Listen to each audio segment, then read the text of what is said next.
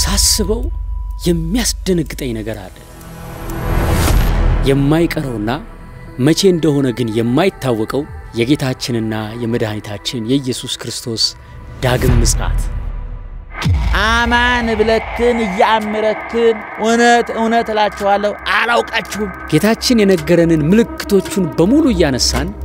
እውነት ምጽአቱ ደርሷል ወይ እያልን የምንጠይቃቸው ኦክሲጅን ሁሉ ቦታ ነው የሚገኘው አይደል ማለት ልክ ያ መከራውም ሁሉም ቦታ ይሆናል ማለት እዚ ቦታ ደህና የሚባል አይኖር ላለፉት 30 ዓመታት ቤተክርስቲያናችንን በእጅጉ አገልግለዋል ማርያም እንደው ሐሜታት ፈራም እንዴ አለና ምን አለ ፍርፋራ ተህብስት ትስዕልን ዘትጸውር ህብስት እንጀራ ዝላ እንጀራ ተለምናለች የዛሬ እንግዳችን የኔታ መጋቢ ሐዲስ እሸቱ አለማየሁ በነገረ ምጽአቱ ኢየሱስ ክርስቶስ የተናገረውን እንዲህ ሊተረጉሙልን አብረው ናቸው የኔታ እንኳን ደህና መጡ እግዚአብሔር ይስጥልኝ እንኳን ደህና ቆያችሁኝ አክብረውን ስለመጡ ከልብ አመሰግናለሁ በቅድሚያ የማቴዎስ ወንጌል ምዕራፍ 24 ቁጥር 36 ስለዚያች ቀንና ስለዚያች ሰዓት ግን ከአባት ብቻ በቀር የሰማይ መላእክትም ቢሆኑ ልጅም ቢሆን የሚያውቅ የለም ይላል ምን ማለት ነው ሐዲስ ኪዳን የሚያነቡ ሰዎች ሁለት ነገር ማጤን አለባቸው አንደኛ ሐዲስ ኪዳን እግዚአብሔር ሰው ሆነ ብለን ምን ተርጉምበት ምዕራፍ ነው እሺ በመጀመሪያ ቃል ነበረ ብለን ያ ቃል በእግዚአብሔር ዘንድ ነበረ ቃልም እግዚአብሔር ነበረ ሁሉ በሱ ሆነ ያለሱ የሆነ ምን የለም ካለ በኋላ ያም ቃል ስጋ ሆነ ብሎ ሰማያዊ መለኮት ምድራዊ ስጋን ረቂቅ መለኮት ግዙፍ ስጋን ዘላለማዊ መለኮት ጊዜያዊ ስጋን ተዋህዶ ፍጹም ሰው ፍጹም አምላክ ሆነ ብለን እናገራለን እሺ ይሄንን ይዘን ስንረዳ ወይ ሐዲስ ኪዳን ስናነብ አንዳንድ ጊዜ ክርስቶስ አምላክነቱን ብቻ የሚያሳዩ ንባቦች እናገኛለን አንዳንድ ጊዜ ሰውነቱን ብቻ የሚያሳዩ ንባቦች እናገኛለን ሄሬኔዎስ የሚባል ታላዊ ሆሙ ለሐዋርያት ይላል ከሐዋርያት በኋላ የተነሳ የኤዶም ኤጲስቆጶስ ሲምበል በሃይማኖት አበው ውስጥ አለ ይሄ ጻድቅ ይሄ ቅዱስ ስለዚህ ሲናገር ምን ይላል ሐዲስ ኪዳንን ስታነቡ የሰውነቱንና የአምላክነቱን እያገናኛችሁ አብራችሁ ሰፍታችሁ አንብቡት ይላል ምን ማለት ነው ይሄ ለምሳሌ አጭር ጥያቄ ልጠይቅ ክርስቶስ 40 ቀን 40 ሌሊት ጾመ ይልና ወንጌል ላይ ምን ይላል ስለ ጾም ምን ሆነ ይላል ተራበ ይላል አሁን ተራበ ማለት እሸቱ ተራበ አየለ ተራበ ከበደ ተራበ እንደ ማለት ነው አይደል ተራበ ለአምላክ አይስማማው ትክክል ይሄንን ንባብ ይዘህ ማቴዎስ ወንጌል ምዕራፍ 14 እና 15 ላይ ስትሄድ ደግሞ 2 ዓሣ 2 እንጀራ ባርኮ 5000 ሰው አጠገበ ይላል 5 እንጀራ ለ5000 ሰው በልቶ 12 ቅርጫት ተመለሰ ይላል ልብ አድርግ ቀደም 40 ቀን 40 ላይ ጾሙ ምን ሆነ ብለና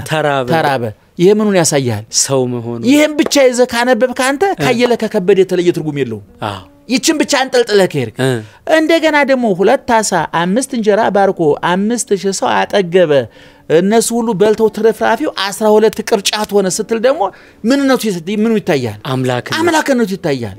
በቃና ዘገሊላ ውሃውን ወይን ያደረገ ማን ነው ኢየሱስ ክርስቶስ ውሃውን ወይን ያደረገ ይሄ ምኑን ያሳያል አምላክነቱን ቀራኒው ላይ ተሰቅሎ ደግሞ ጸማይኩ ተጠማው ይላል ይሄ ምን ያሳያል ሰውነቱን ያሳያል በዮሐንስ ወንጌል ምዕራፍ 4 ቁጥር 7 ላይ ወደ ኪሞ እግዚ ኢየሱስ በሐዋርያ ፍኖት ነበረህየ ኢየሱስ ክርስቶስ መንገድ ከመሄድ ደክሞ በውሃው ጉድጓድ አጠገብ ተቀመጠ ይላል ለምን የተቀመጠው ደክሞት ወይ ግሩ ውሃ ጉድጓድ አይቶ የዛፍ ጥላ አይቶ ሲደክመው ትንሽ ፎይ ለማለት የሚቀመጠው ማን ነው ሰው ነው ይችን ብቻዋን ገንጥለ ከጠፋህ አንተ ኢየሱስ ክርስቶስ አየለ ከበደ ሆነ ማለት ነው እንደገና የማቴዎስ ወንጌል ምዕራፍ 11 ቁጥር 27 28 ላይ ስትመለከት ደግሞ እናንተ ደካሞች ሸክም የከበዳችሁ ወደኔኑ እኔ አሳርፋችኋለሁ ይላል አሁን ደግሞ እዚህ ላይ ደካሞች ምን አደረገ አሳረፈ አሁን ቀደም ራሱ ደግሞ ታረፈ አሁን አሳረፈ አላዛር ና ውጣ ብሎ ከመቃብር አላዛር ያስነሳው ማን ነው ኢየሱስ ክርስቶስ ነው አሁን የምኑን ያሳያል አምላክነቱን እንደገና ራሱ ተቀበረ ራሱ ሲቀበር ሰውነቱን ያሳያል አላዛርን ሲያስነሳ አምላክነቱን ያሳያል በዝግ ቤት ገባ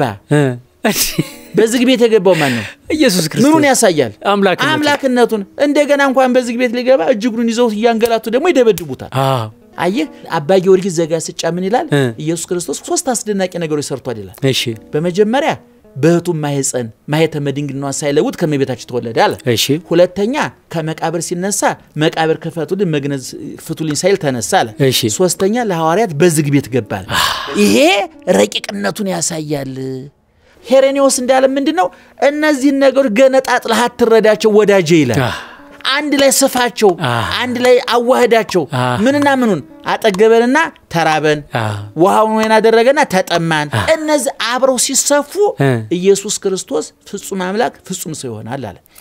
ለምሳሌ ዮሐንስ ወንጌል ምዕራፍ 14 ቁጥር 28 ላይ እሺ አብ ይበልጠኛል ይላል እሺ ራሱ ባለቤቱ ነው የሚለው እንደገና ወደ ኋላ ምዕራፍ 10 ቁጥር 36 ተመልከ ደግሞ እኔና አብ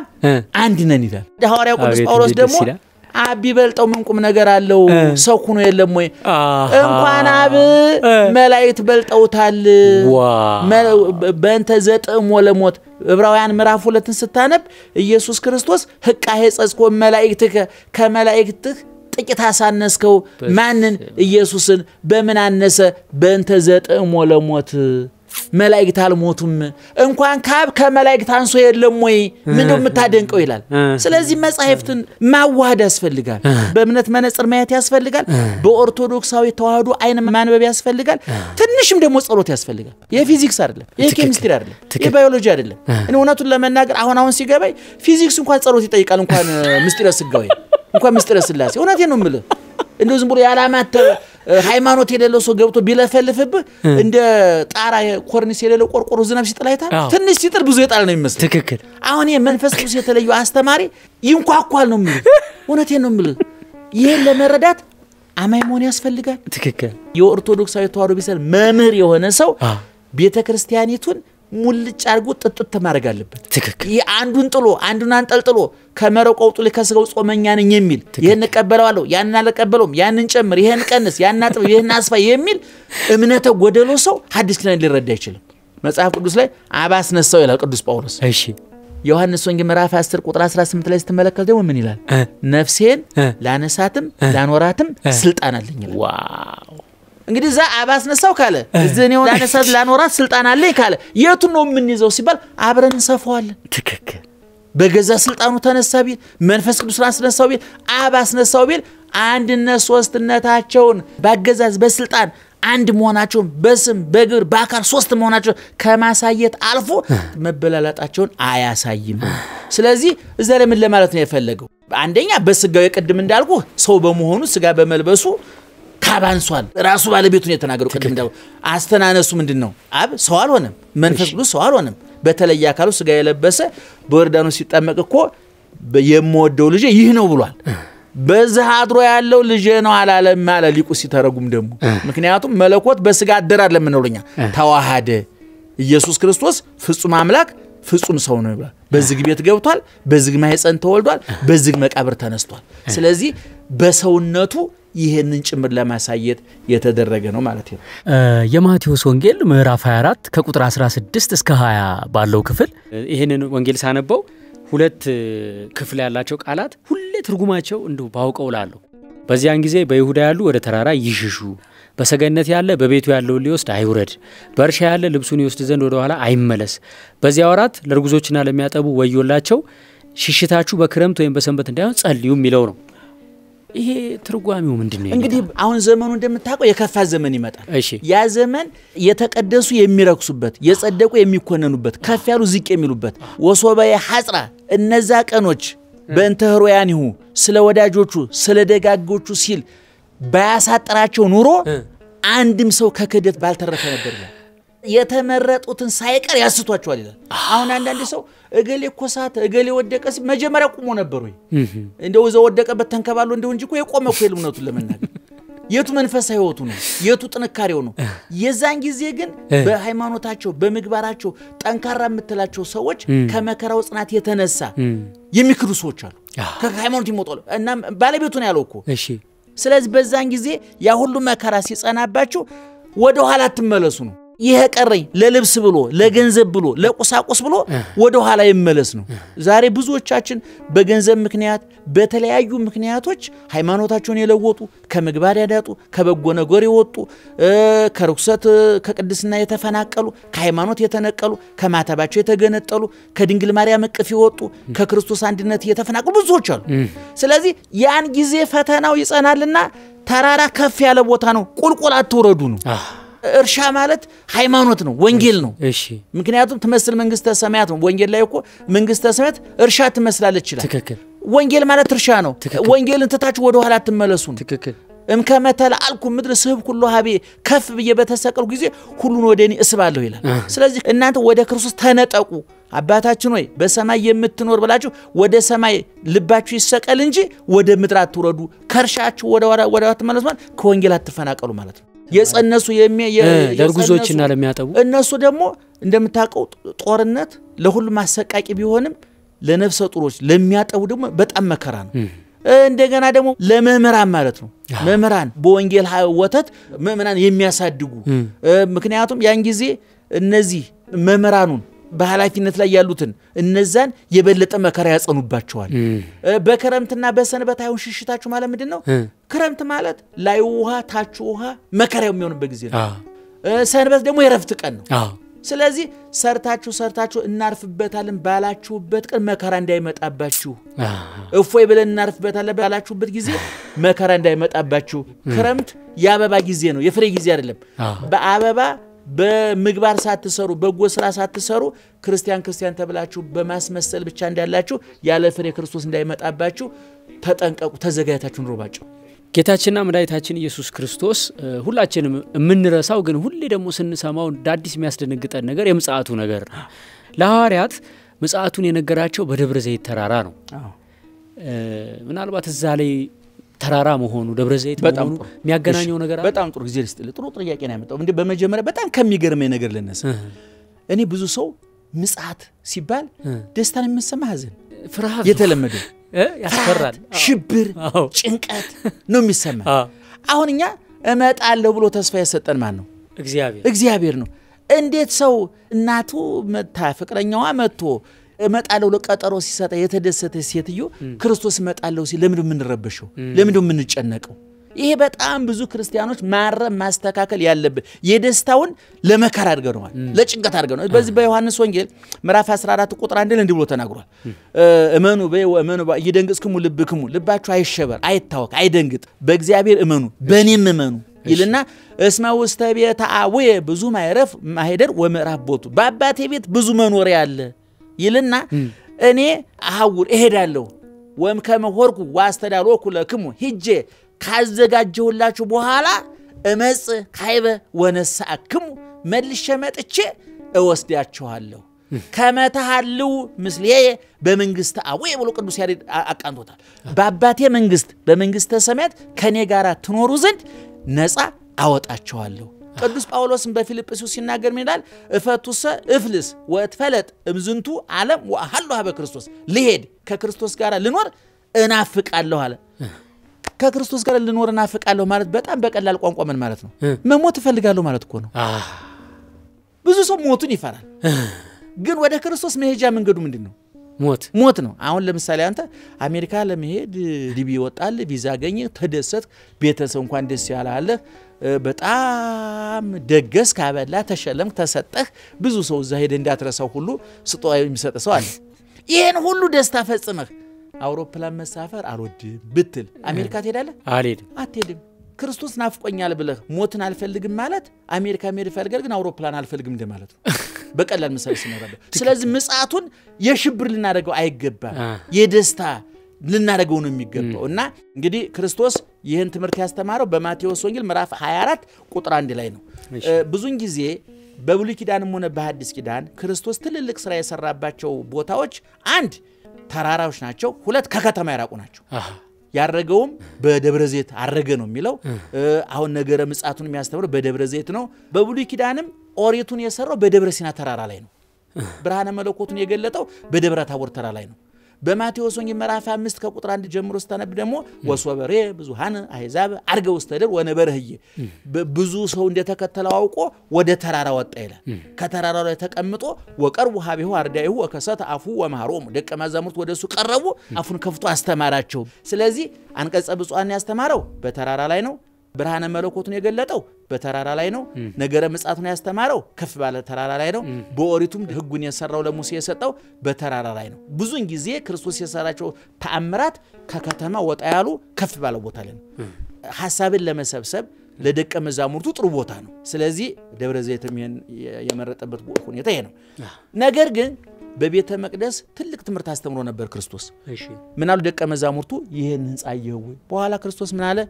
እይታደግ ዘየ እብን ዲበ እብን ይሄ የምታዩት ህንጻ ይፈርሳል ድንጋይ በድንጋይ ላይ እንደተቆለለ እንዳማረ እንደተዋበ አይቀጥልም ብሎ ነገራቸው። እንዴ አሁን ደቀ መዛሙርቱ እንዲህ ያለ መልስ አልጠበቁም ደነገጡ። በኋላ ምን ትኡቱ ተአምሪው ለምጽአትከ ታዲያ ይሄ የሚሆነው መቼ ነው ምልክቱም ብሎ ጠየቁ። ይቺ ጥያቄ ማቴዎስ 24 እና ማቴዎስ 25 የሁለት ምዕራፍ ትምህርት ወለደች። ይቺ ጥያቄ ብቻዋን ምንድነው ምልክቱ ስትመጣ ብለው ጠየቁት። አሁን ከዚህ በኋላ ክርስቶስ ምዕራፍ 24 ሙሉን ምዕራፍ 25 ሙሉን እስከ ምዕራፍ 26 ቁጥር 1 ድረስ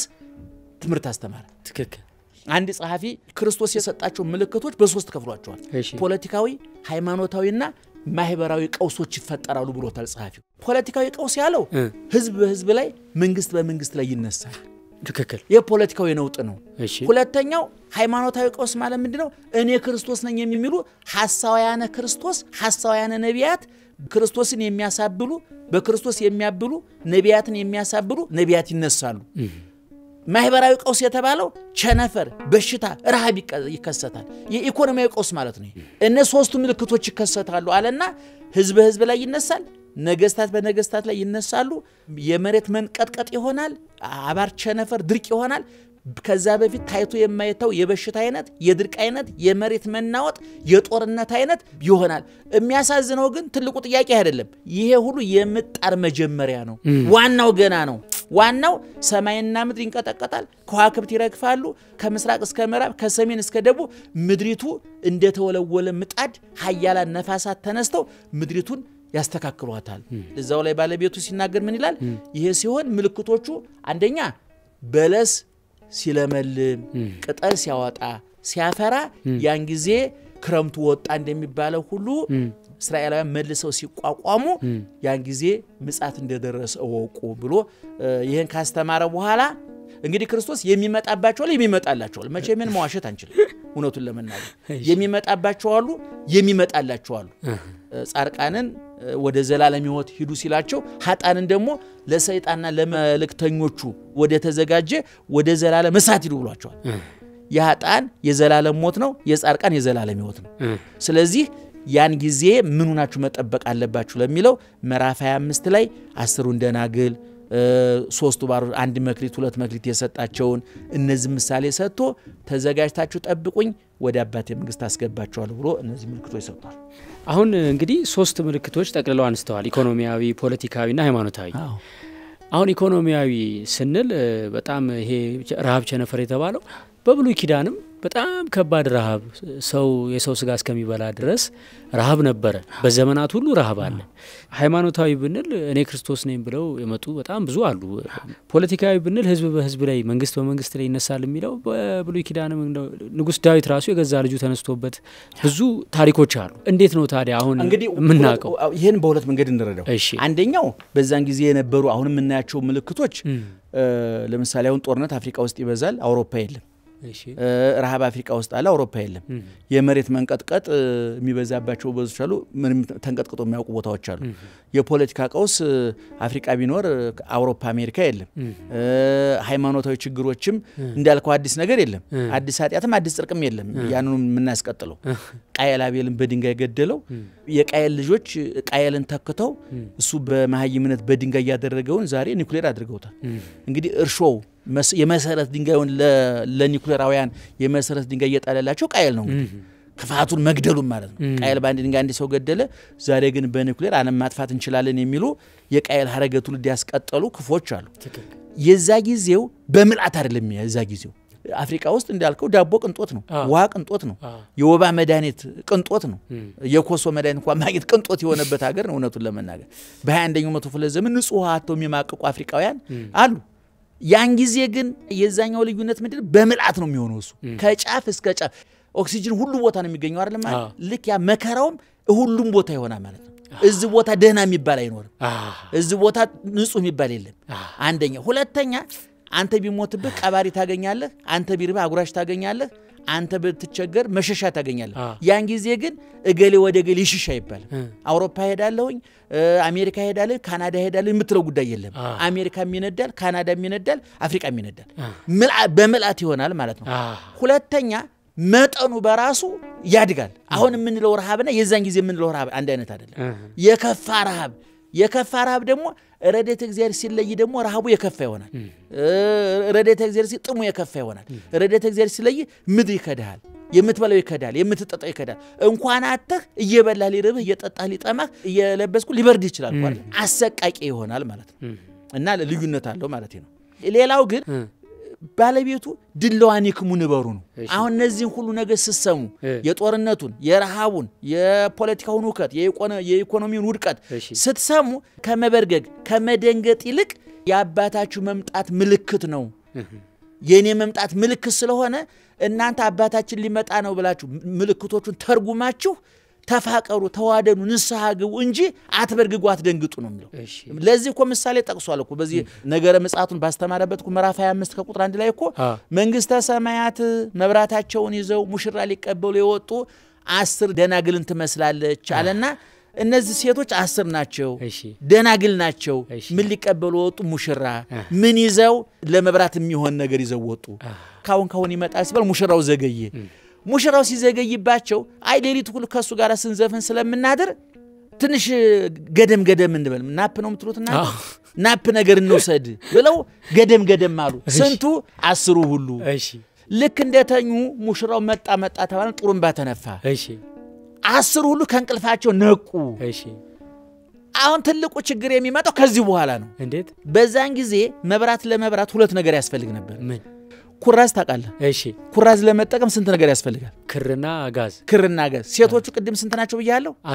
10 ናቸው ሙሽራው ምን ሆነ ዘገየ ስለዘገየ ምን አደረጉ ተኙ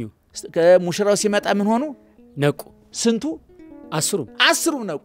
ትልቁ ችግር ካሁን በኋላ ይቀጥላል ማለት አምስቱ ጋዝም ክርም ይዘዋል ስለዚህ ሲለኮስ ይበራል ማለት ነው ትክክል አምስቱ ግን ትልቁ ችግር ጋዝ የላቸው ክር ብቻ ነው ይዘው የመጡት በኋላ ሙሽራው መጣ ሲበነዘ ልባሞቹ የለኮሱ ሙሽራቸው አጅበው ሊነሱ ሲሉ እነዛኞች ጋዝ የላቸው በኋላ ዘወረሎ ባካችሁ ሀባነ ቅባ እምቅብእክን እባካችሁ ከጋዛችሁ ከዘይታችሁ ትንሽ ስጡን እባካችሁ አይደለም ለኛ ለራሳችን መጥነን ለከተና ያዝነው ለናንተ የሚጠቅም የለንም ሁራ ወተሳየጣ እስኪዱና ገዝታችሁ ነው አሏችሁ በኋላ እነዛ አምስቱ ሰነፎች ክሩን አንጠልጥለው በየሰፈሩ ጋዝ ፍለጋ ዘይት ፍለጋ ማለት ነው አሁን ጋዙን ፍለጋ ሲሄዱ አንደኛ መሽቷል ሰዓቱ እዙስ ጋዝ አለ የለም እዙስ ጋዝ አለ የለም ባዷቸውን ተመልሰው ክራቸውን አንከረፈው ሲመጡ እነዛ ልባሞቹ መብራታቸውን አብርተው ሙሽራቸውን አጅበው እልል ይያሉ ከሙሽራው ጋራ ወደ ውስጥ ገቡ በሩ ተዘጋ እነዚህኞች ክራቸውን ይዘው አንጠልጥለው መጡ በኋላ ሲመጡ ነገር ሁሉ ጭር ብሎ ሜዳው እነዛ ልባሞቹ ሙሽራቸው ጋራ ገብተው በር ተዘግቷል በኋላ አረወነ እባክህ ክፈትል ይያሉ አንኳኩ አማን ብለክን ያምረክን እውነት እላችኋለሁ አላውቃችሁም እኔን ተግታችሁ መጠበቅ ተስኗችኋል ተዘጋታችሁ መጠበቅ ተስኗችኋልና አላውቃችሁም አላቸው ያን ጊዜ ጥርስ ማፋጨት ዋይታ ሆነ በሩ ተዘካ ውጭ ቀሩ አየህ 10 ደናግል የተባሉት ምእመናን ናቸው በአለም ላይ ያሉ ሰዎች ናቸው ክር የተባለ ሃይማኖት ነው ጋዝ የተባለ ምግባር ነው ጋዝ የሌለው ክር ብርሃን እንደማይሰጥሉ ምግባር የሌለው ሃይማኖት ከክርስቶስ ጋር ተዋህዶ ለመኖር አያበቃም ስለዚህ አሁን 10 ስንት ቦታ ተከፈሉ ማለት ነው ሁለት ቦታ እውነተኞቹ ሃይማኖትና ምግባር ያላቸው አምስቱ ሃይማኖት ብቻ ያላቸው ሃይማኖት ብቻውን ያድናል ወይ አያድንም ያዕቆብ ሰይጣን ሃይማኖት ነበረው በወንጌል ላይ ስናነብ ክርስቶስን ሲያይ ሰይጣን ምን ብሏል የሕያው እግዚአብሔር ልጅ ብሎ ክርስቶስን አንተ ሕያው እግዚአብሔር ልጅ ብሎ መስክሮ ነበር ነገር ግን ምግባር ስለሌለው አትለፍልፍ አትቀባጥር ውጣ ነው ያለው ክርስቶስ ቅዱስ ጴጥሮስ አንተ ሕያው እግዚአብሔር ልጅ ነህ ሲባል አንተ አለት ነህ በአንተ አለትነት ላይ ቤተክርስቲያንን ሰራታለሁ የገሃነም ልጆች አይበረታቱባትም በምድር የታሰረው በሰማይ የታሰረ ይሆናል በምድር የፈታው በሰማይ የተፈታ ይሆናል የመንግስተ ሰማያትን ቁልፎች እሰጣለሁ ተብሎ ተሸልሞበታል ጴጥሮስ በዚህ ቃል ሰይጣን ግን አልተሸለመበትም ለምንድነው እምነት ብቻ ወሬ ብቻ ነው ያለው ቅዱስ ገብርኤልም ስለ ክርስቶስ ለድንግል ማርያም ሲነግራት የእግዚአብሔር ልጅ ይባላል ብሎ መስክሯል የእግዚአብሔር ልጅ ይባላል በማለቱ ቅዱስ ገብርኤል መጋቢ ሐዲስ ተብሎበታል መልአከ ብስራት ተብሎበታል መበስር ተብሎበታል ክብር ሹመት አግኝቶበታል ክርስቶስ በመስቀል ላይ ሲሰቀል ይሄ ቀኝ አይደለም እሺ ፈያታዊ ዘየማን ይሄ ምንድነው ፈያታዊ ዘጸጋም በቀኝ መሃል ላይ ማን አለ ኢየሱስ ክርስቶስ አለ ከዚህ በኩል በድን አለ ከዚህ በኩል በድን አለ መሃል ላይ ነፍስ የህይወት እንጀራ አለ ማለት ሁለት ወንበዴዎች አሉ በድኖች ማከለ ላይ ደግሞ ከሰማይ የወረደ የህይወት እንጀራ ነኝ ያለ ደግሞ ክርስቶስ አለ ትክክል ስለዚህ አሁን በመስቀል ላይ ቅድም እንዳልኩ ነው ሴቶች ስንት ቦታ ከፈልናቸው ሁለት ቦታ ምግባርና ሃይማኖት ያላቸው በዚህ በኩል ደግሞ ምግባር ሃይማኖት ብቻ ያላችሁ ብለን የለም ልክ በመስቀል ላይም ያ በስተቀኝ የተሰቀለው አቤቱ በመንግስት ስትመጣ አስበኛል ትክክል ኤራቅሊስ የተባለው ሊቅ ሲናገር ምን ይላል ይሄ ሰውዬ በመስቀል ላይ በመንግስት ስትመጣ አስበኛለው ዘውድ አላየ የወርቅ ጫማ አላየ የወርቅ ካባ አላየ የወርቅ በትረ መንግስት አልጨበጠ ወርቅ ዙፋን ላይ አልተቀመጠ ክርስቶስ ለመሆኑ የንጉስነት ምልክት አለ ወይ መስቀል ላይ ምኑን አይቶ በመንግስት ስትመጣ አስበኛለው ይልና ሲተረጉም ይላል የለም የሰውዬ አይኑ በርቶለታል አንተ ንቡር ዲበኪ ሩቤል ወአንተ ስቁል ዲበጸ መስቀል ላይ መስቀል ላይ ጎኑ ተሰቅሎ ያየው እንደ ወንበዴ ከሱ ጋር የተሰቀለው ክርስቶስ አይኑ ሲበራ ለቀና ብሎ ሲመለከት በሰማይ ዙፋን ለካ ንጉስ ነው አይኑ በራለት ማለት ነው አይ በስተግራ የተሰቀለው ደግሞ አይኑ የጨለመበት ደግሞ አንተ እግዚአብሔር ነህ ይላሉ ሰዎቹ ሲያወሩ አምላክ ነህ ይላሉ እና አምላክ ከሆንክ አንተ ድነህ ለምንኛን ሳብራታ ድነንም ብሎ እግዚአብሔር በላህነ ሳስቶ ስራ ለማሰራት ፈለገ ይሄኛው በስተቀኝ የተሰቀለው አንተ እኛስ በጥፋታችን ገለን አመንዝረን ደማፍሰን ንብረት አውድመን ሰው ተሰቃይቶ ሰው ተመረን እንኳን ተሰቀሉ ተብለን በወንጀላችን የተሰቀል ነው ምን አገኘህበትና እንድትላለ እግዚአብሔርን አትፈራሙ ያለው ከዛ በኋላ በስተቀኝ የተሰቀለው ገነት ገባ በስተግራ የተሰቀለው ሲኦል ወረደ ስንት ቦታ ተከፈለ ሁሉ ጊዜ ዓለም ላይ ሁለት ክፍል ነው ያለው ሶስት ቦታ የለም ወይ ዘከረ መጽሐፍ ክሌተ ሰለስተ መካናተ መጽሐፍ ሶስት ቦታ አልጠቀሰም ማለት ሊቁ አለ ክሌተ ሁለት ቦታ ነው ከገባ ገነት ትገባ ካልገባ ሲኦል ትገባለህ በሲኦልና በገነት መካከል የለዘብተኞች ገነት የለም መሃል ሰፋሪ ቦታ የለው ማይከላው ወይ ገነት ነው ወይ ሲኦል ነው ወይ ጽድቅ ነው ወይ ኃጢያት ነው ወይ ርኩሰት ነው ወይ ቅድስና ነው ወይ ሞት ነው ወይ ህይወት ነው ወይ ክርስቶስ ወይ ዲያብሎስ ነው ስለዚህ በእነዚህ ሰዎች ክርስቶስ ምን አለ መብራታችሁን አዘጋይታችሁ ጠብቁኝ ሴቶቹ ስንት ናቸው ብለናል 10 ሁሉ ምን ሆኑ ብለናል ተኙ ማለት 10 ሁሉ ሞቱ ምግባር ሃይማኖት ቢኖርም ባይኖርም ትሞታለህ ማለት ክርስቶስ ሲመጣ ምግባር ሃይማኖት ያለው የሚነሳል ኃጢያተኛው የሚነሳል ጴጥሮስ የሚነሳል ይሁዳ የሚነሳል ዙሮ ግን ክርስቶስ ነገረ ምጽአቱን በዚህ በኩል አስተምሯል ማለት ነው እሺ ሌላው ጥያቄ እኔታ ጌታችንና መድኃኒታችን ኢየሱስ ክርስቶስ ተመልሼ እመጣለሁ ብሎ ተናግሮ ነው ወደ ሰማይ ያረገው እንደው እመጣለሁ ባይል ኖሮ ምን ይፈጠር ነበር ብለው ያስባሉ እንግዲህ ይሄን ሐሳብ እኔ የነበረው መጣ የመጣው አረገ ያረገው ይመጣል የመጣው መልሶኛን ይዞን ይሄዳል ብለን ብንጠቀለው እንችላለን እነዚህ ቃላት በቤተ ክርስቲያናችን ቅዳሴያችን ብትለው ውዳሴያችን ብትለው ማህሌታችን ብትለው ሰዓታታችን ብትለው ብሉይ ቢተረጎም ሐዲስ ቢተነተን መጻሕፍተ ሊቃውንትና መጻሕፍተ መነኮሳት ቢመሰጠሩ ገርሉ ተአምራቱ ቢተነተኑ እመቤታችንን ጨምሮ ጻድቃንን ጽላት ብንቀርጽ ቤተክርስቲያን ብናንጽ ጸበል እምነት ብንል የሁሉም የዞረ ድምር ውጤት እነዚህ ላይ ይመሰረታል ወሃልኩ አስኳሉ ስሩ መሰረቱ እነዚህ ቃላት ናቸው የነበረው መጣ የመጣው አረገ ያረገው ይመጣል ነው የነበረው ማለት ምን ማለት ነው በመጀመሪያ የነበረው ነው ወደዚህ ዓለም የመጣው ምክንያቱም ሰው የሆነው እግዚአብሔር ነው ይሄን ማመን ያስፈልጋል እመቤታችን የወለደችው እግዚአብሔርን ነው ነገስታትን ይወለዳሉ ፈላስፎችን ይወለዳሉ ኃያላንን ይወለዳሉ ዓለም ላይ ከያዋን ጀምሮ እስከ እመቤታችን ድረስ እስካሁንም ድረስ ሴቶች ከመውለድ አላቋረጡ ነገር ግን እሷ የወለደችውን ከሷ በፊትም ማንም አልወለደችውም በሷም ጊዜ እሷ ብቻ ናት ከሷ በኋላም አትደገም ለዚህ ነው ብዙን ጊዜ እመቤታችን አትደገምም የምንለው ክርስቶስ ስለማይደገም ነው ሐዋርያው ቅዱስ ጳውሎስ እንደተናገረው ዘሞተ ሰምዕረ ሞተ አንድ ጊዜ ሞተ ተነሳ አረገ አይደገምም እንደውም ባለቀኔው እንዳለው ሌላ አባት እንደሌለህ ሌላ እናት የለህም አንተ ሌላ ልጅ ከሆንክ እኛም ሌላ እናት እንፈልግልሃለን የሚል ቅኔ ነበር የጥንት ቅኔ ነው የቆየ ቅኔ እንዴት ምን መሰለህ ሐሳቡ ስላሴ ነው ቅኔው እሺ ለአዳም ወሔዋን መቲሮቶሙ ብሁተ ልደት አምላከ መንገሌ ሆሙ ሰሃበ ወገብርኤል ሀ ዜናዊ ቀጸበ እመከመዝስ ግብር በሃበ ሔዋን ተረክበ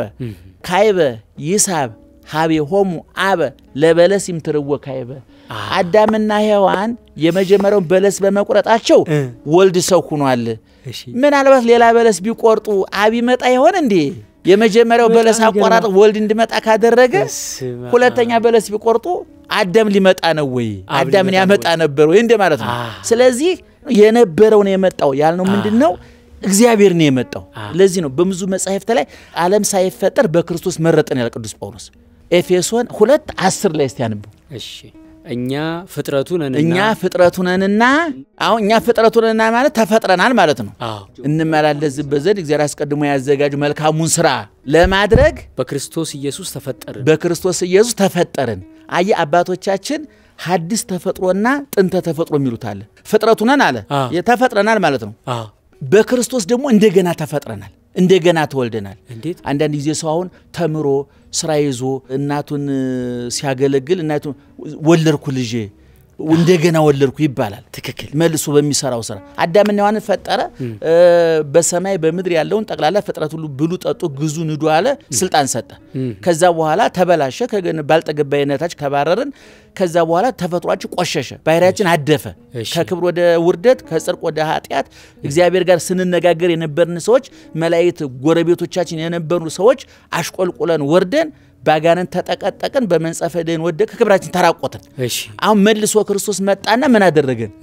መልሶ ፈጠረን በሐዲስ ተፈጥሮ ማለት ነው ጥንተ ተፈጥሮና በሐዲስ ተፈጥሮ ዳግመ ፈጠረን ውዳሴ ማርያም ስንደግም ብዙ ጊዜ እንደገና ፈጠረን በሐዲስ ተፈጥሮ በማን የተፈጠርነው ደግሞ በክርስቶስ ነው የተፈጠርነው እንደገና መልሰን አንድ ሸክላ ሰሪ ሸክላ ተሰራና ነቅስ ታገኝበት ብልሽስ ታገኝበት መልሳ ተፈጭና አውክታ እንደገና መልሳ ሰርታ ተተኩሷለች ልክኛ ተበላሽተን ቆሽሽ ረክሰን ስለነበረ በክርስቶስ ደም በክርስቶስ ስቅለት በክርስቶስ ቁስል እንደገና መልሰን ተፈጠረን ይላልና አሁን የነበረው ያ እግዚአብሔር አዳምን የፈጠረ ሔዋንን የፈጠረ ፍጥረታትን ሁሉ የፈጠረ አባታችን እግዚአብሔር ወደዚህ ዓለም መጣ የነበረው ወዴት መጣ ወደኛ መጣ የመጀመሪያው አመጣጡ ዳግም ምጽአት ነው የነገው የሚባለው አይደለም ዳግም ማለት ሁለተኛ ነው ሁለተኛ ካለ አንደኛ ነበር ማለት ነው ቀዳማዊ ምጽአቱ የመጀመሪያው አመጣጡ በግልጥ ነው የመጣው በበረት ነው የመጣው ለትትና ነው የመጣው ለመሞት ነው የመጣው ለመራብ ለመጠማት ነው የመጣው ለድነት ነው የመጣው ስለዚህ በማንም ላይ ዓለምን ሊያድን እንጂ ሊፈርድበት አልመጣም እንደተባለ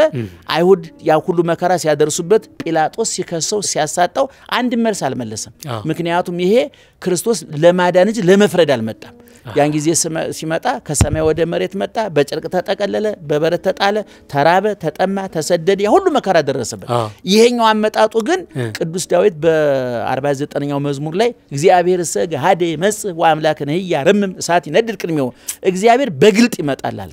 በግልጥ ይመጣ ያን ጊዜ ሲመጣ ሰው መሆኑን ቅዱስ ገብርኤልና እመቤታችን ናቸው የሚያውቁት እንደውም ቅዱስ ገብርኤል ዝርዝር ጉዳዩን አያውቅም ይሉት ሊቃውንቱ አድርስና ንገር ነው እንጂ የተባለው ማን ነው የሚወለደው እንዴት ነው የሚወለደው ለምን ነው የሚወለደው የሚል ዝርዝር ጉዳይ በቅዱስ ገብርኤል እንደዚህ የእመቤታችን ያል በጥልቀት ያውቅም ይላል ከዛ በኋላ የድነታችንን ጉዳይ በጥልቀት የሚያውቀው አንደኛ ራሱ ባለቤቱ ነው ሁለተኛ ከፍጡራን መካከል ተወከላ የኛ ወኪል አምባሳደራችን ጨለማውን ዓለም ኃጢያተኛውን የቆሸሽ የረከሰውን ዓለም ወከላ ነስታ በቅታ ተዘጋጅታ የተገኘች እመቤታችን ናት ወደሷ መጣ ሰው ሆነ ማለት ነው ስለዚህ የመጀመሪያው አመጣጡ ቅድም እንዳልኩህ ለውርደት ነው የመጣው ለረሃብ ነው የመጣው ለጥም ነው የመጣው ሐዋርያው ቅዱስ ጳውሎስ በሱ ድህነት እናንተ ባለጸጎች ተሆኑ ዘንድ እሱ ስለናንተ ራሱን ድሃ አደረገ ብሎ ድሃ ለመሆን ነው የመጣው ከሳምራዊት ውሃ ሲለምን አይተነዋል ተራበ ሲባል አይተነዋል ተኛ አንቀላፋ ሲባል አይተነዋል ሰገደ ሲሰምተነዋል ጸለየ ሲሰምተነዋል ራቁቱን በመስቀል ላይ ሲሰቀል አይተነዋል ያን ጊዜ ሲመጣ በበረት ነው የጣጣለው ዙሪያውን ከብቶች ናቸው ያሟሟቁት እስትንፋሳቸውን ሰጥተው እመቤታችን እንኳን ጥሩ ልብስ ታለብሰው አካሉን የሚሸፍንበት ጨርቃታ ከደነቱ ቆጽለ በለሱን ሰፋፊ ቅጠል ጭምር ነው ያለበሰችዋል እንደውም አንድ አለቃ ለማ የሚባሉ መንግስቱ ለማ ሲባሉ ሰምተህ ታውቃለህ አለቃ ለማ የመንግስቱ ለማ አባት ናቸው በጣም ሊቅ ሊቅ የበቃቸው ሊቅ ነበሩ እንደው ጥንፍፍ ያሉ አረፋ የከተቱ ሊቅ እና እሳቸው እንዲህ ብለው ተቀኙ ለልደት ነው የተቀኙት እየበቁ ክብረ አዝማድ እስመ ወልደ ባእል ወድቀ በእደረሃብ ኃያል አግብርት እንዘ ጽጉባን ወይተር ፍክል ምሳሌ ዝኒ ነገር አጠየቀ ተነጎል አምጣነ ወልዳ ይድህነ እምለቢሰ ቆጽል እንዘ ወርቀ ተፈትል ድንግል ማለት ነው ምሳሌው ቀኔው ምን ማለት ነው የትልቅ ሰው ዘር ነኝ ማለት ከረሃባ ያተርፍም ነው የቀኔው ጭብጡ ይሄን ምሳሌ ወሰደና በበረትም ይሄን ነገር ተረድተናል አለ እመቤታችን ወንዘ ተፈትል ወርቀ ወሜላተ አስተራያ ገብርኤል ግብተ እመቤታችን ወርቅና ሐር ስትፈትል መላኩ መጥቶ አነጋገራት ይላል እናቱ ወርቅና ሐር መፍተሏ ልጇን ቀጠለመ ከመልበስ አላተረፈውም እሷ ወርቅ ትፈትላለች ሐር ትፈትላለች ልጇ ግን ቀጠለባሽ ነው የሀብታም ልጅ መሆን ጉራ ነው ትርፉ ካልተጠቀምክበት ጥቅም የለውም ነው ሐሳቡ ባለቅና እንግዲህ ክርስቶስ ሰማይን በከዋክብት በጨረቃ ያስዋበ ዛሰርገዋ ለምድር በስነ ጽጌያት ምድርን በአበባ ያስዋበ እግዚአብሔር አሁን በበረት የሚለብሰው አጡ ብርዳን ሰፈሰፈው አሁን የመጀመሪያው መጻቱ ነው ሲመጣ መጀመሪያ በበረት ዮሴፍ ነበረ ሰሎሜ ነበረች ከዛም በኋላ እመቤታችን እንኳን እንደ እግዚአብሔር እናትነቷ እንደማንኛውም ሴት እንኳን እንክብካቤ ያልተደረገላትም ለዚህ ነው ቄርሎስ የተባለ ታላቅ ሊቅ ሲናገር ምን ይላል ኢየሱስ ክርስቶስ የዳዊት ልጅ የእግዚአብሔር ልጅ ይባላል አለ በመድር ላይ ግን እንኳን እንደ እግዚአብሔር ልጅነቱ እንደ ዳዊት ልጅነቱ እንኳን እንክብካቤ ያላገኝም ማለት የዳዊት ልጆች እነ ሰሎሞን እና አዶንያስ እና አምኖን እነዚህ በቤተ መንግስት በወርቅ አልጋ ላይ እናታቸው መርጣ በልታ እነሱ መርጠው ለብሰው መርጠው በልተው ነው ያደጉት የዳዊት ልጅ የተባለው ክርስቶስ ግን 40 ዓመት እስራኤል መና ከደመና ያወረዳ በልቶ ምግብን ከነመብላት ፍላጎቱ ውሃን ከነመጠጣት ፍላጎቱ ገላን በቆዳ በጠይም በቀይ ጥቁር ቆዳ ያስዋበ ምድርን በአበቦች ያስጌጠ ሰማይን በከዋክብት ያስጌጠ እግዚአብሔር አሁን በበረት አንድ ጋቢ አንድ ነጠላቱ በረደው ከዛ በኋላ ደግሞ ከዛ ወጥቶ ምንድነው ያለው ስደት ነው የገባው እመቤታችን በግብጽ በረሃ እንኳን በሴት አቅ ወንድ የማይወጣው በረሃ ውስጥ የግብጽ በረሃ በግንቦት ይታወቃል የመካከለኛው ምስራቅ ሙቀት በግንቦትና በሰኔ ማለት ምድሪቱ የሳት ምድጃ የምትሆንበት ማለት በዛን ጊዜ ነው እመቤታችን ልጇን አዝላ የተንከራተተችው ለዚህ ነው ባለቀኔው ድንግል ዘይትፈርሃሜተ ማርያም እንደው ሐሜት አትፈራም እንዴ አለና ምን አለ ፈርፋራተ ህብስት ትስእል እንዘ ትጸውር ህብስት እንጀራ አዝላ እንጀራ ትለምናለች ከሰማይ የወረደ ህይወት እንጀራ ማን ነው ክርስቶስ እሱን አዝላለች ግን ርዋታል የህይወት ውሃ ነኝ ያለው ክርስቶስን አዝላለች ግን ውሃ ይጠማታል ስለዚህ አሁን ሲመጣ አስደናቂ ለዚህ ነው አባቶቻችን ዓለምን ከፈጠረበት ጥበቡ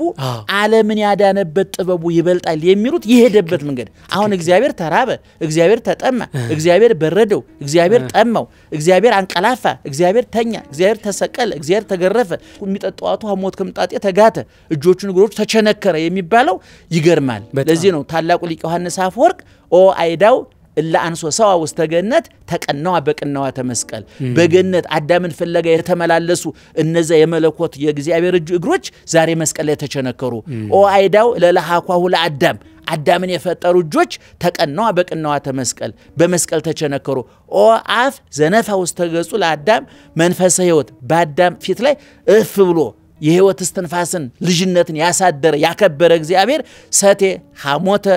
ድሙረ ዘምስለ ከርቤ ከኮምጣጤ ጋር የተቀላቀለ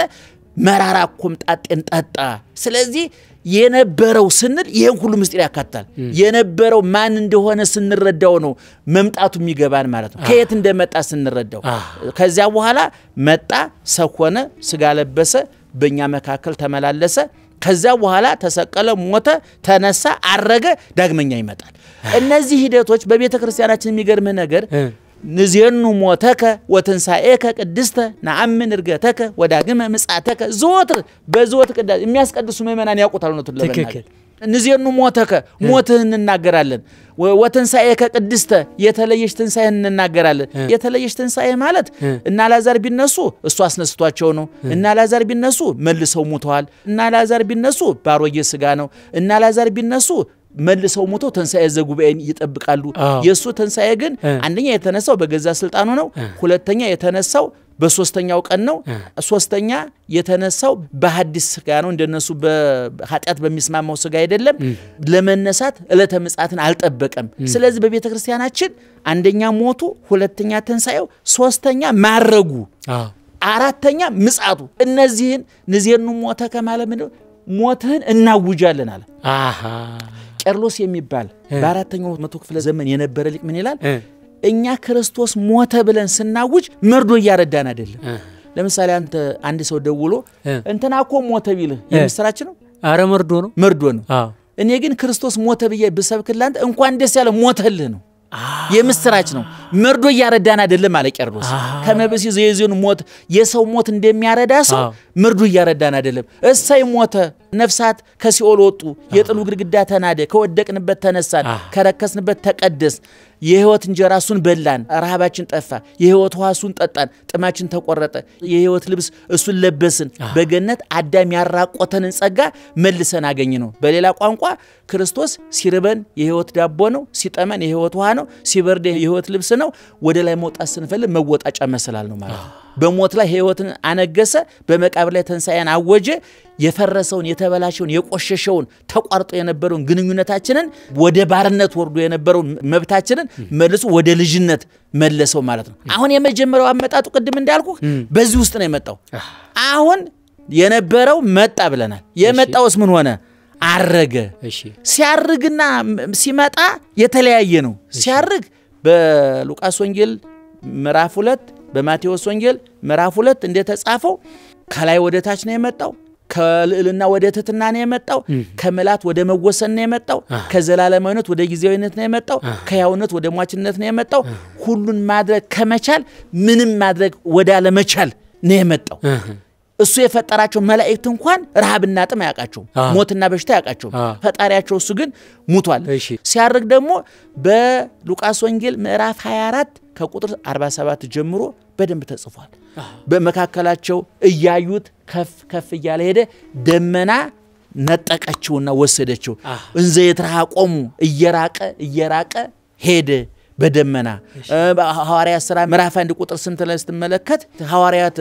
የሚያርግበት ሄዶ ሳለ እንደ አንጋጠው ያዩ ነበር እና መላእክት መጥተው እናንተ የገሊላ ሰዎች ምን ሰማይ ታያላችሁ እንዲህ ሲወጣ እንዳያችሁት መልሶ ይመጣል ብለው ነግረዋቸዋል አሁን በዚህኛው ሲያርግ በደመና ተከቦ መላእክት ታጅበውት በልልና ነው ያረገው በመጀመሪያ ሲመጣ ግን ቅድም እንዳልኩ ከሰማይ ወደ ታች ነው የመጣው ከክብር ወደ ውርደት ነው የመጣው ከዘላለማዊነት ወደ ጊዜያዊነት ነው የመጣው ከያውነት ወደ ሟችነት ነው የመጣው የማይዳሰሰው የማይጨበጠው ካይን የረቀቀ እግዚአብሔር መላእክት እንኳን አይናቸው ሞልተው የማያዩት እግዚአብሔር ተራበ ተጠማ አንቀላፋ ተኛ ተነሳ ጾመ ጸለየ ሰገደ ተሰቀለ ሞተ ተገነዘ ተቀበረ ምንለው እግዚአብሔር አሁን ሲያርግ ግን እንዳመጣጡ አይደለም የተለየ አካል በክብር ነው ያረገው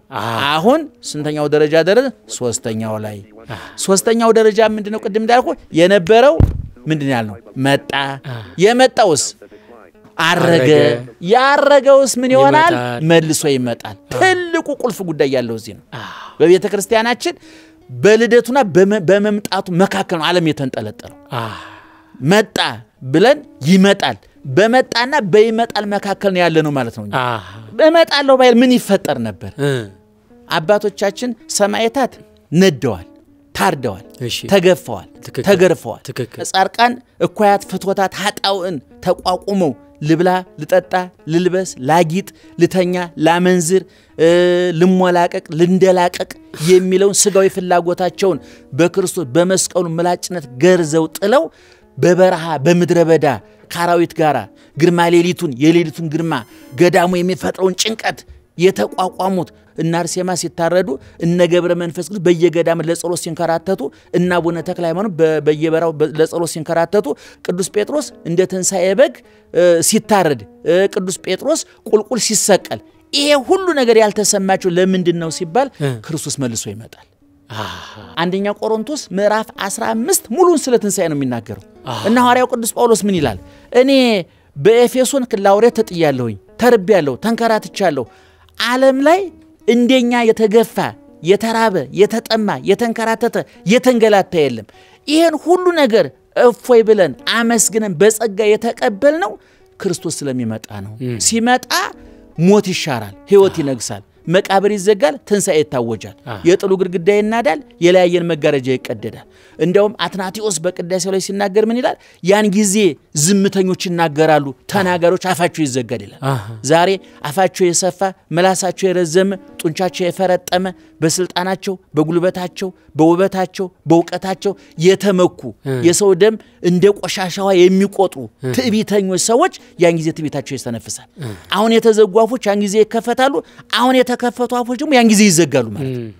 ለዚህ ነው አሁን ሐዋርያት የታረዱት እየዘመሩ የነደዱት ቆዳቸው እየተገፈፈ ሰውነታቸው እየተገረፈ ያን ሁሉ የተቋቋሙት ምን ስለሆነ ክርስቶስ ይመጣል ዳግም ይመጣል ስለዚህ ቤተክርስቲያን ንዜኑ ሞተከ ሞትህን እናውጃለን ወተንሳኤከ ቅድስተ ልዩ ትንሳኤህን እንሰብካለን ነአምን እርገተከ ማረግህን እናምናለን ወዳግመ ምጽአተከ ዳግመኛ መምጣትህንም እንሰብካለን የክርስትናው አስኳሉ ቁልፉ ያለው እዚህ ላይ ነው አሁን አብያተ ክርስቲያናት ቢታነጹ ሰማዕታት ጻድቃን የሁሉ መከራ ቢቀበሉ ዛሬ ክርስቲያኖች በየቦታው ይሞታሉ ይሰደዳሉ ይራባሉ ይጠማሉ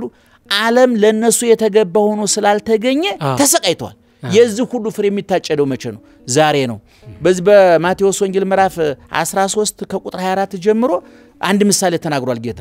ትመስል መንግስተ ሰማያት በሴዘ ዘርአ ሰናየ ዘርአ ውስተ ገራይቱ መንግስተ ሰማያት በርሻው ላይ መልካም ዘር የዘራን ሰው ትመስላለች አለ ወንዘ የነውሙ ሰብኡ ሰውየው እና ያ የእርሻው ባለቤትና ገበሬዎቹ የተመረጠ ንጹህ ዘር ዘርተው ተኙ አለ በኋላ ስንዴው በቀለ ሲበቅል ያልተዘራው እንክርዳድ አብሮ በቅሎ ተገኘ እና ያን አዝመራውን ያዩ ሰዎች መተው አነጋገሩት ጌታ ሆይ የዘራው ንጹህ ዘር አልነበረም ወይ አሁን ስናየው ግን እንክርዳድ አብሮ በቅሏል ለመሆኑ ተፈቀደኑ ንጹህ እንክርዳዱን እየነቀል እንድንጥሎ ተፈልጋለህ ወይ ብለው ነገሩት አይደለም ታው እንክርዳዱ ከስንዴው ጋራ ይደግ በኋላ በመመጣበት ጊዜ አጫጆቹን ስንዴውን አጭዳችሁ ወደ ጎተራ እንክርዳዱን ነቅላችሁ ወደ ሳጣሉ ትላቸዋለሁኝ ይህ ዓለም እርሻ ነው አሁን ጴጥሮስና ይሁዳ በክርስቶስ ጉባኤ ነበሩ ጴጥሮስ ስንዴ ነው ይሁዳ እንክርዳድ ነው 3 አመት ከ3 ወር ከክርስቶስ ጋራ አይነ ሲያበራ ያየ እንጀራ ሲያበረክት እንጀራውን እየበላ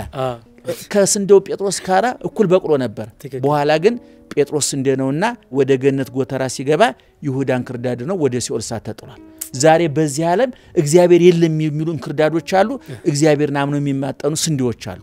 እነዚህን አንዳንድ ክርስቲያኖች ጥያቄ ይጠይቃሉ ምንድነው የሚጠይቁት እንደው እግዚአብሔር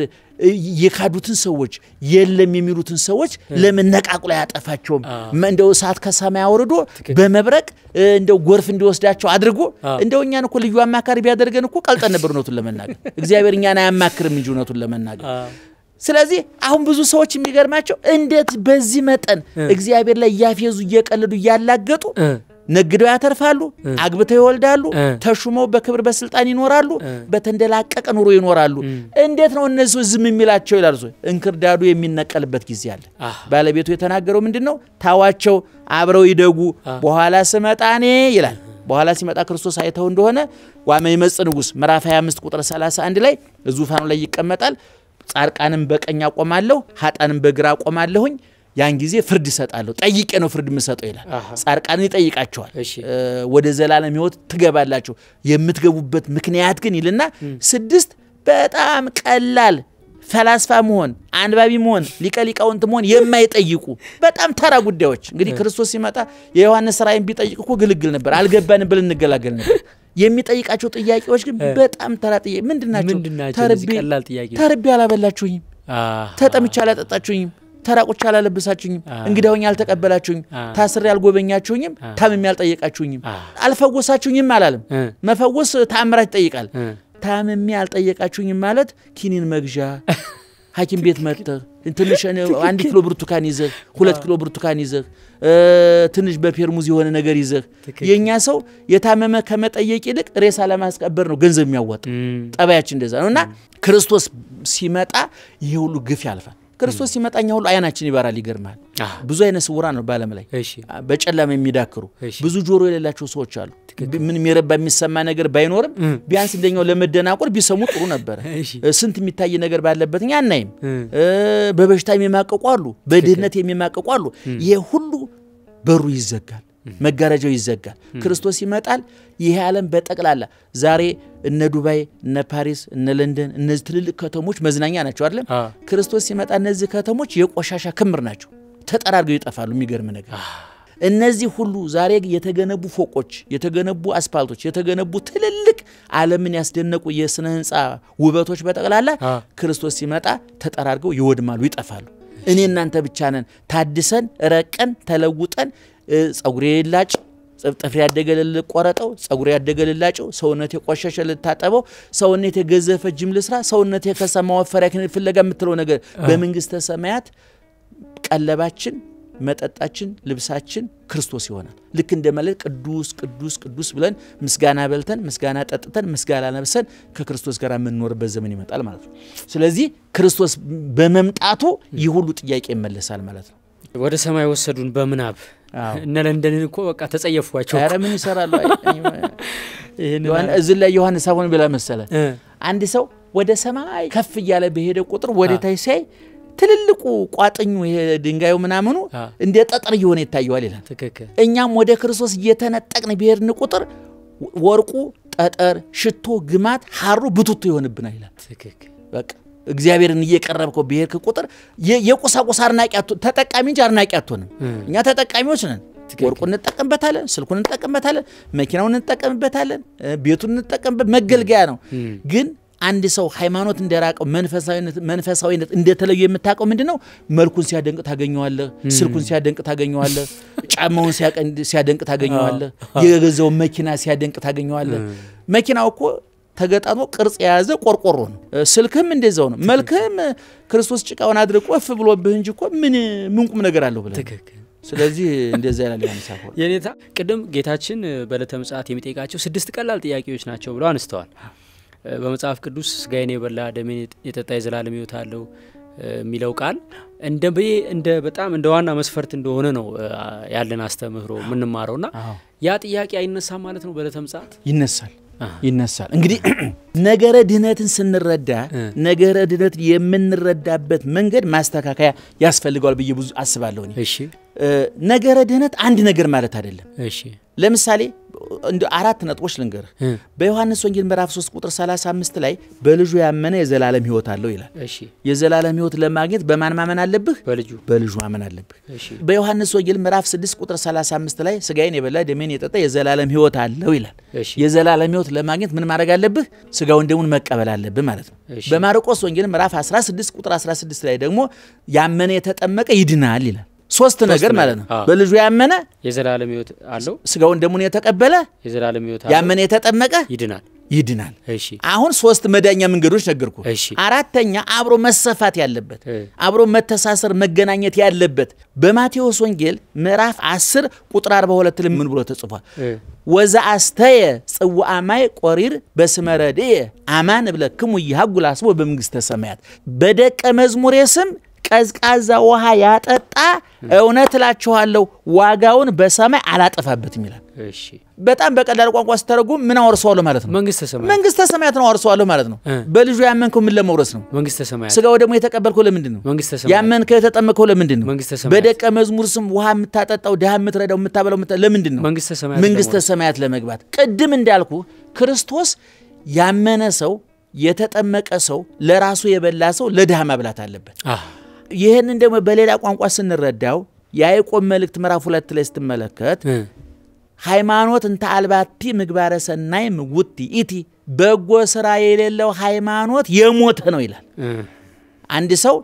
ለምሳሌ አንተ ሸቱ ትባላለህ እኔም ሸቱ ይባላል ነፍስ ብትወጣ ሞትን ማለት በሌላ ቋንቋ አይደለም ከዛ በኋላ መጋቢ አዲስ መጣ የሚባል ያቆምና ምን መጣ ይባላል ሬሳ መጣ አስከሬን መጣ ይባላል አሁን አየህ ነፍስ ከተለየችው በኋላ ስጋ አስከሬን የሚል ስያሜ እንደሚወጣለት ሁሉ ሃይማኖት ምግባር ስራ የተለየ ሃይማኖት የሞተ ነው ማለት አንድ ሰው በማመን ብቻ ሊድን አይችልም አሁንም ያዕቆብ እዛው ላይ ምን ይላል ከማሆሰ አጋንንተኒ ያምኑ ወጡ ወይደነግጹ አንተ ሞኝ አንተ ጅል ለማመንማ ዲያብሎስም ያምናል ነገር ግን እምነቱ ምግባር አልባ ስለሆነ አይድንም ስለዚህ አንድ ሰው ለመጽደቅ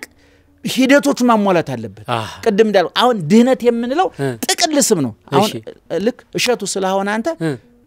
ጠቅል እየጠራው በተናጠል ልጥራብል ግን አንድ ሰዓት አይበቃኝም እንዴት ጸጉርህ ጥርስህ አፍንጫህ እግርህ ጉበትህ ኩላሊት ስል ብዙ የድርጅቱ አባላት ብዙዎች ናቸው ሰው ማለት እኮ ጥቅል ነው የድርጅቱ ስም አይደለም የድርጅቱ አባላት እኮ ሲጠሩ ምንድነው አይን አለ አፍንጫ አለ ጥርስ አለ የሁሉ ጠቅል ለግልግል ምን ብለን እንጠራለን አየለ ከበደ ብለን እንጠራለን አሁን ነገረ ድህነትንም ስንረዳው እንደዚሁ ነው የብዙ ነገሮች ስብስብ መጠሪያ እንጂ አንድ ነገር አይደለም ይሄን ደግሞ ቅድም የነገርኩ ከወንጌል ያወጣሁት ነው ይሄ ለምን አይጠይቀኝም ታዲያ በለተ ምጽአት ጌታችን የቱ አሁን የተዘረዘሩትን ማሰሪያው ነው የጠየቀን ማሰሪያው ነው የጠየቀን ይኸውልህ የዕለት እንጀራችንን ስጠን የምንለውን ስንተረጉም ምን አለ እዚህ ባህሪ እንስሳዊና ባህሪ መላእካዊ አለ አልወበቶች እሺ ሰው በመላእካዊ ባህሪው ሌላውን ያበላል በእንስሳዊ ባህሪው ለራሱ ይበላል አሉ እሺ አሁን አንተ ለዳህ ስታበላ እንደ መላእክ ተቆቁ መላእኮንክ ማለት ነው ለራስህ ስትበላ ደግሞ ያው ከብት ማለት ነው ምን አሁን ልዩነት እኮ የለውም በብላ መጣ በመዋለዱ እኮ ከከብቶች እኩል እኮ ነው ልክ ነው የሆነ እኮ አራት ጥጃ ወለደች ላም እኮ አለች እኔ አራት ልጅ አለኝ የሆነ ቦታ አንዲት ላም እኮ አራት ጥጃ አላት የመውለድ የጽድቅም የኃጢአት መለኪያ ስላልሆነ ማለት ነው ስለዚህ ማሰሪያውን ነው የጠየቀን በነገራችን ላይ መጽሐፍ ቅዱስን የምታነቡ ሰዎች የምናነብ ሰዎች መጽሐፍ ቅዱስ እንደው ዓለም ተስማምቸበታል የሚለው እንኳን ብንወስድ 66 ነው እሺ 66ቱ መጻሕፍት 40 ሰዎች ናቸው የጻፉት የብሉይ ኪዳኑ 32 ነው የሐዲስ ኪዳኑ 8 ሰዎች ናቸው የጻፉት እሺ 8 ሰዎች የጻፉት ለምሳሌ ሐዲስ ኪዳኑን ብትመለከት ማቴዎስ ማርቆስ ሉቃስ ዮሐንስ እሺ እነዚህ ማቴዎስ አንድ ጻፈ ማርቆስ አንድ ጻፈ ሉቃስ 2 4 ዮሐንስ 5 9 ቅዱስ ጳውሎስ 14 23 የጴጥሮስ 2 25 ይሁዳ 1 26 ያዕቆብ 1 27 እነዚህ 8 ሰዎች የጻፉት ነው ሐዲስ ኪዳን አሁን ምን ለማለት ነው የፈለኩት አንዱ ቦታ ላይ የምታገኘው ምንባብ ሌላ ቦታ ምን እንዳለ ጭምር ማረጋገጫ ማግኘት አለ ለምሳሌ አሁን አንድ ሰው ሮሜ 8:34 ላይ በእግዚአብሔር ዘንድ የሚማልድን ኢየሱስ ነው ብሎ ይጠቅሳሉ ቅዱስ ጳውሎስ የጻፈው 14 መልእክት ነው ይሄን ቃል የተናገረው ከ14ቱ ባንዱ ነው እሺ በዚህ ጉዳይ ስለ ክርስቶስ በሰማይ ስለሚሰራው ስራ ቅዱስ ጳውሎስ በሮሜ እንዲህ አለ ዕብራውያን ላይስ ምን አለ ገላትያ ላይ ምን አለ ፊልጵስዩስ ላይ ምን አለ የሚለው ማየት ያስፈልጋል በሃይማኖት እግዚአብሔር ሕግ አውጪ ይባላል እሺ ሊቃውንት ሕግ ተርጓሚ ይባላሉ እሺ በዘመናችን ያሉ ደግሞ ካህናት ሕግ አስፈጻሚ ይባላሉ ስጋዬን የበላ ደሜን የጠጣ የዘላለም ሕይወት አለው ያለው ማን ነው እግዚአብሔር ነው ኢየሱስ ክርስቶስ ነው አሁን ክርስቶስ ስጋዬን የበላ ደሜን የጠጣ የዘላለም ሕይወት አለው አለ እንጂ 12ቱን ሐዋርያት ዓርብ ሊሰቀል ሐሙስ ማታ ራሱን ያቆረባቸው ክርስቶስ ስጋዬን የበላ ደሜን የጠጣ የዘላለም ሕይወት አለው አለ እንጂ እነማን ይቁረቡ ከየት ይቁረቡ ማን ያቁርባቸው ለመቁረብ ምን ያሟሉ የሚለውን የትርጉም ስራ አልሰራ እሺ ይሄን ብዙ ሰዎች ይዘነጋሉ በጣም እናዝናለን ትክክል ያመነ የተጠመቀ ይድናል አለ እሱ የተጠመቀው የት ነው ዮርዳኖስ ማን ያጠመቀው ቅዱስ ዮሐንስ በስንት ዓመት ተጠመቀ በ30 ዓመቱ አሁን ይሄ ያመነ የተጠመቀ ይድናል ሲል ክርስቶስ ዮርዳኖስ እየመጣችሁ ተጠመቁ ዮሐንስ ያጥምቃችሁ በ30 ዓመታችሁ ተጠመቁ ማለቱ ነው ወይ ብለው ሊቃውንት ይጠይቃሉ ስለዚህ እግዚአብሔር ሕግ አውጪ ነው ያመነ የተጠመቀ ይድናል ብሏል መጽሐፉ የኛ ሊቃውንት ደግሞ ከሐዲስ ይሄን ወስደው ፍትሐ ነገሥት በተባለው መጽሐፋችን ስጋዬን የበላ ደሜን የጠጣ የዘላለም ሕይወት አለው ብሏል ዋናው ሕጉ ተቀምጧል ይሄ ሕግ አልተተረጎመም የት እንቁረብ እንዴት እንቁረብ ማን ያቁርበን በስንት ዓመታችን እንቁረብ ለመቁረብ ምን እናሟላ ከቆረብን በኋላ እንዴት እንኑር የሚለው ዝርዝር ጉዳይ አልተጻፈም ስለዚህ ፍትሐ ነገሥት የሚባለው የቤተ ክርስቲያናችን መጽሐፍ ክርስቶስ ያወጣውን ሕግ መተርጎሚያ መንገድ ነው ስለዚህ በዚህ ቋንቋ ክርስቶስ ሕግ አውጪ ነው ሊቃውንት ሕግ ተርጓሚ ናቸው ማለት ነው አስፈጻሚስ ሲባል ካህናት በየደብሩ ያሉ ካህናት ስለዚህ መጽሐፍ ቅዱስም ስንረዳኔ በቅንነት በበጎነት ከከፋት ከተንኮል ከምቀኝነት ነጽተን በማገናዘብ መመልከት አለበት በልጁ ያመነ የዘላለም ሕይወት አለው አለ ትክክል አሁን እቺን ብቻ አንጠልጥለህ አንተ ብትጠፋ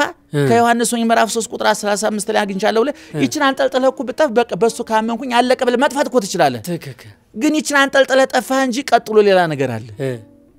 ስጋዬን የበላ ደሜን የጠጣ የዘላለም ሕይወት አለው ብሏል ብለህ በቃ ከቆረብኩኝ ባላምን ባልጠመቅ ልትልኮ ትችላለህ ነገር ግን የተንሰላሰለ የተሳሰረ የተያያዘ ነው ሂደቱ ማለት እንደ ቅደም ተከተልና አስቀምጡ ያመነ ይጠመቃል የተጠመቀ ይቆርባል የቆረበ ያበላል ያጠጣል እነዚህን ያሟላ ንጹህ ጥሩ ክርስቲያን ይባላል ማለት ነው ያው መቼም ለተምጻቱ ተደጋግሞ የተጻፈው በወንጌል ነውና ወንጌል ራሱ ምንድነው የኔታ?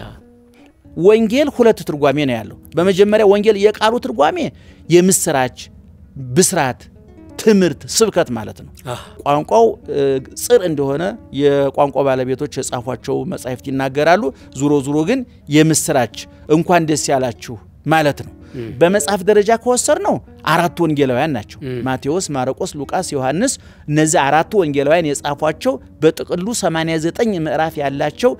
የክርስቶስን ሶስት ጉዳዮች ላይ ያተኮሩ። አንድ ያስተማረውን ትምህርት፣ ሁለት ያደረጋቸውን ድንቅ ተአምራት፣ ሶስት ያደረገውን በጎ ነገር ትምህርቱ፣ ተአምራቱ፣ ትሩፋቱ ሶስቱ ነገሮች የተጻፉባቸው አራቱ ወንጌላውያን በዮርዳኖስ ተጠምቆ በቆሮንቶስ ጾሞ ከወጣ በኋላ ስራ ከጀመረ በኋላ ክርስቶስ በመድር ላይ የቆየው 33 ዓመት ከ3 ወር ነው። ወንጌላውያን ግን ተከታትለው የጻፉልን ከደረሱበት ጀምሮ ያለው ነው። 30 ዓመት ድረስ እመቤታችን አትምታውቀው በቤተ ዮሴፍ ነው ያደገው። እንደውም አንዳንድ ጊዜ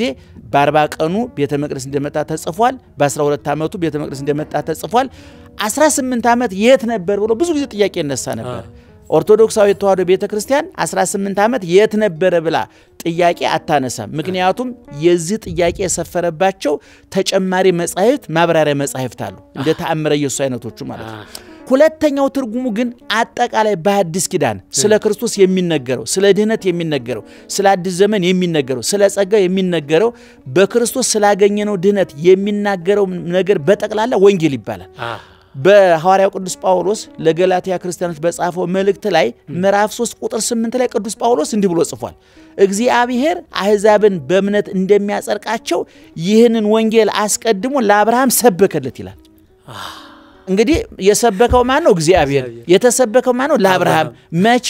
ክርስቶስ ከመወለዱ ከ2000 ዓመት በፊት ማለት ነው።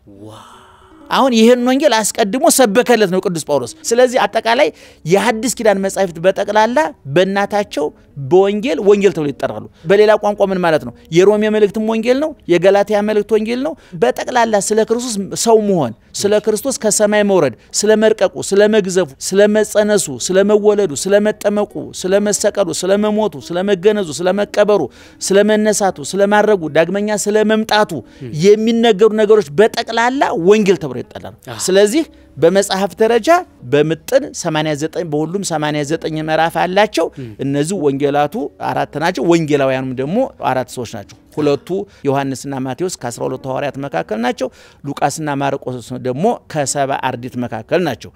አጠቃላይ በብሉይ ኪዳን በዘርህ የምድር አሕዛብ ይባረካሉ ብሎ ለአብርሃም የነገረውን ቅዱስ ጳውሎስ በብሉይ ኪዳን ውስጥ ያለ ወንጌል ነው ብሎታል። ምክንያቱም በዘር የተባለ ማን ነው? ክርስቶስ ነው። ዘገላትያ ላይ ሲተረጉም ሐዋርያው ቅዱስ ጳውሎስ ምን ብሏል? በዘሮች በዘርህ የምድር አሕዛብ ይባረካሉ። ምክንያቱም በዘሮች ቢል ኑሮ ይስሐቅንም እስማኤልን የሚያመለክት ነበር አለ። በዘርህ ነው ያለው። በዘርህ ማለት ይስሐቅ ማለት ነው። በይስሐቅ ደግሞ የተባረከ አንድም አሕዛባዊ የለም፣ አረማዊ የለም። ዓለም በጠቅላላ የጥሉ ግድግዳ ፈርሶ የለያየን መጋረጃ ተቀዶ ሕዝብ አሕዛብ ትንሽ ትልቅ ሀብታም ድሃ ሳይባል ከምስራቅ ከምዕራብ ከሰሜን ከደቡብ ከተለያየ አቅጣጫ መጥቶ አምኖ የጸደቀበት የወንጌሉ ወሃልክና መሰረት የድህነታችን ቁልፍ ያለው ክርስቶስ ላይ ስለሆነ በዘር ይባረካል በክርስቶስ ነው ብሎ ገላትያ ላይ ተርጉሞታል። ስለዚህ ባጭሩ ስለ ክርስትና ስለ ሐዲስ ኪዳን ስለ ክርስቶስ የሚነገር ነገር ያለበት መጽሐፍ በጠቅላላ ወንጌል ተብሎ ይጠራል ማለት ነው። በቅዱስ ጳውሎስ አነጋገር ኦሪት ዘፍጥረትም ወንጌል ተብሏል ማለት ነው። እንደው ቃለ ሕይወት ያሰማልን፣ መንግስተ ሰማያት ያወርስልን። አሜን። የእውነት ነንጃ በጣም ለብዙ ዘመን የሚጠቅም ትምህርትን ያስተማሩን እግዚአብሔር ያክብርልን። የኔታ እግዚአብሔር ይስጥልን።